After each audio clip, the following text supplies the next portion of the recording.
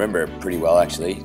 We just finished climbing over one of the mountains through the desert and it literally just started our descent. Started fiddling around with my iPod, which in hindsight's a pretty silly thing to be doing at 50 k's an hour. Next thing I knew, I'd fallen out of the boys' slipstream. The first bang when my front wheel hit the rock was pretty intense, but I remember the second bang when my back tyre hit the rock, and that's when I basically fell over the top of the bike. I just held onto the handlebars as tight as I could and remember looking back at Daniel while I was sliding along the road, just hoping he wasn't going to hit me. It still amazes me that he didn't. It was initially just shock. I was just trying to process what had happened, and then there was about a 2 or 3 second period where I just waited for the pain to kick in.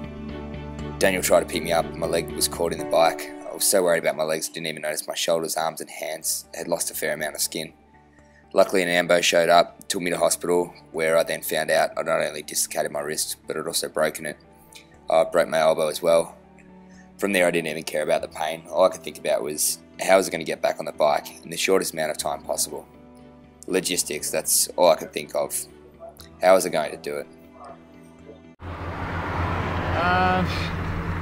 Well, pretty bad situation really, I reckon.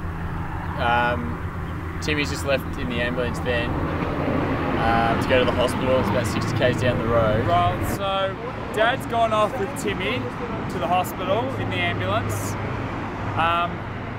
which leaves myself, John and Aaron with the 5 bikes.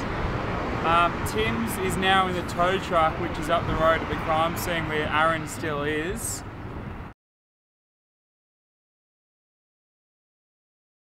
After all the drama that had unfolded in Gom, I then had to catch a 12-hour bus solo down to Shiraz, which I knew was going to be a bit of a pain.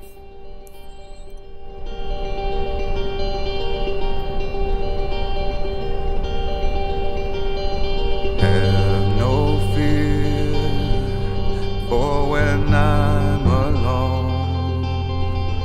I'll be better off than I was before.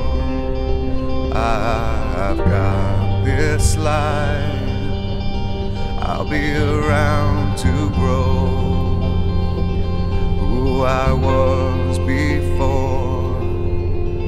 I cannot recall long nights allow me to feel I'm falling, I am falling. I've just arrived in Shiraz. It's about 8 o'clock in the morning. I'm absolutely knackered, and they've just left me here with my bike all torn apart and probably expecting me to put it together now by myself. So gonna get this to go. It's about a 2k walk now from the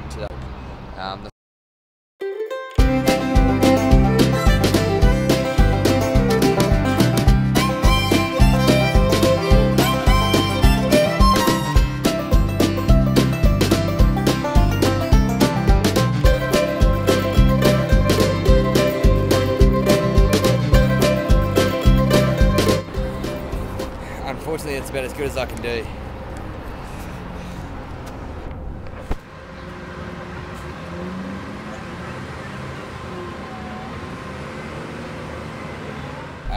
I've just found a bloke that's been able to drive me now, and he's offered me a lift to the hotel for $5, which is absolutely awesome, and I thought I'd be mad not to take it up. So, I've arrived at the hotel.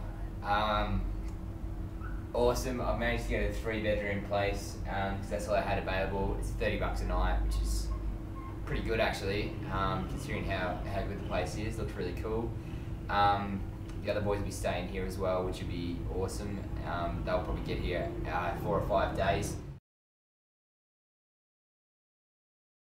Shiraz still met up with the boys, which was fantastic. They've really made a super effort.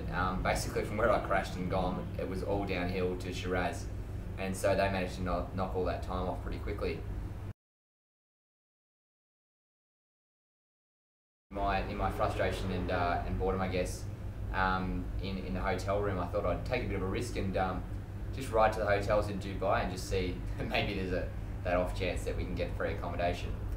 Checked the email this morning, and the Hyatt, which is a 5-star hotel in Dubai, have offered us 3 nights accommodation from when we get there. The lovely lady Rafat from the Hyatt in Dubai said that she felt very passionate about it, and said that it was great what we were doing, and she thought that it would be rude for the Hyatt not to offer us a bed. And I'm absolutely stoked. I can't believe that we've got a hotel like the Hyatt to give us 3 nights accommodation in Dubai. It's absolutely fantastic. My time in Shiraz was absolutely incredible. Everything that I experienced was something that I hadn't experienced so far on the bike ride, because I was really given the chance to really see the place because I was there for so long. I was basically adopted by an Iranian family while I was there, and they showed me what true Iranian hospitality is, which basically means doing everything in their power to ensure I have the greatest possible time, which I definitely did. For now though, it's off to Dubai, where I'm off to meet the rest of the team and hopefully have even more fun than what I'm having right now.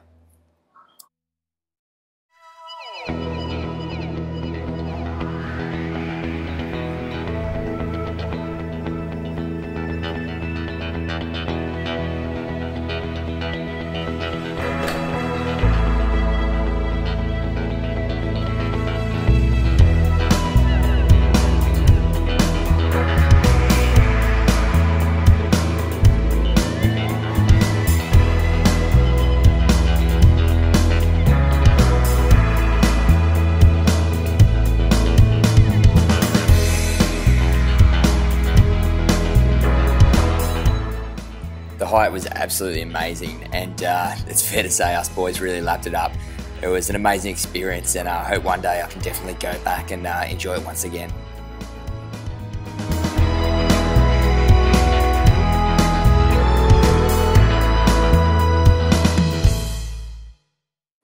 After our amazing stay at the Hyatt in Dubai, we then moved on to Pakistan and then India, where we experienced an array of different cultures and had the opportunity to visit World Vision projects that were specifically related to child trafficking. We were then given the opportunity to talk about our cause and what we hope to achieve through Right to Rescue. For me personally, it's been a bit of a battle to get back on the bike, but now that I'm back on, I'm loving every minute of it and look forward to Australia with great anticipation. Thanks for watching.